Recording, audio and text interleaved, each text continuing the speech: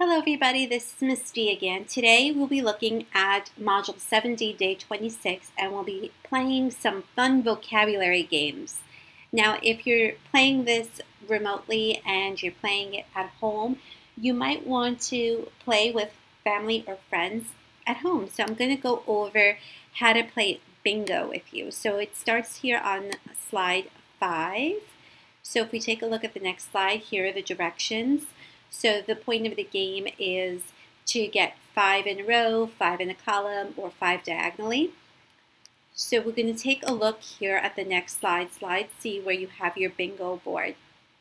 Now you have a whole bunch of terms over here that you're going to take, and you're just going to drag each one and place it in a square. So you're going to tell your family and friends, whoever you're playing with, to go ahead and drag those terms in a box, and you'll have to find someone in the family or a friend who will be the caller, so they'll be calling out the definitions. So all the boxes will be filled up, so I'm not going to continue doing this, but you get the idea. Then you have a bunch of chips here, so you're going to be using the chips to cover the vocabulary terms. So for example, if I read one of the definitions on the next line, and an angle with a measure greater than 90 degrees but less than 180 degrees, that would be an obtuse angle. I go ahead and cover that vocabulary word with a chip to know that I have that term that was called out. On the next 2 slides, you have all the definitions. So the caller is going to be using slides 8 and 9, while the rest of you will be using a bingo board. So the caller also has some things to help them out, keeping track of which term they've already called out, so which definition they read. So they can take one of those little symbols and just place it over the vocabulary definition so they know not to repeat it.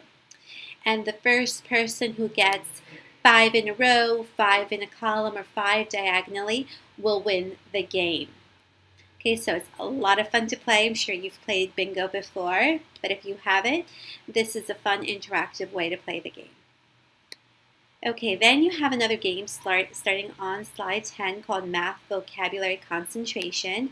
So you have here the directions for the game, and you have a bunch of cards. They're blank white cards placed on top of either vocabulary word or its matching definition. So players take turns moving 2 different cards trying to find a match. So it's like the regular game of matching, but we don't have pictures all the time. Okay, so if you take a look here, you have player A pile of matches and player B matches. So you have 2 different pages here. So for example, if I move this white box, I see underneath this is a triangle with at least 2 sides. So a triangle with at least 2 equal sides. I know I'm looking for an isosceles. So let me see if I move it here. It says intersecting lines. That's not a match. So then player B goes. Again, you can play this with family or friends. If I move this over, now on player B, it says an angle with a measure greater than 90 but less than 180 degrees. So that's an obtuse angle. I'm looking for obtuse. Let's see, what do I get here? Lines that contain at least 1 point in common. So that's intersecting lines. So if now I'm player A, I remember that I saw intersecting lines here, and I remember seeing that definition from player B. So I can go ahead now as player A. I'm just going to move all this stuff here to know that I have a match. So I'll drag this box in player A, that I got a match. And then player B goes. So player B, let me just cover that up. We'll go ahead and take a look. A tool used to measure and draw angles. So I know I'm looking for a protractor, so I know it's not one of the boxes we've already viewed. A closed figure with 4 straight sides and the 4 angles. So that's a quadrilateral. So player B is still not getting anything. Let's see. Player A, isosceles triangle. Oh, I remember seeing that. I want to say it was here. No, it must have been the first box.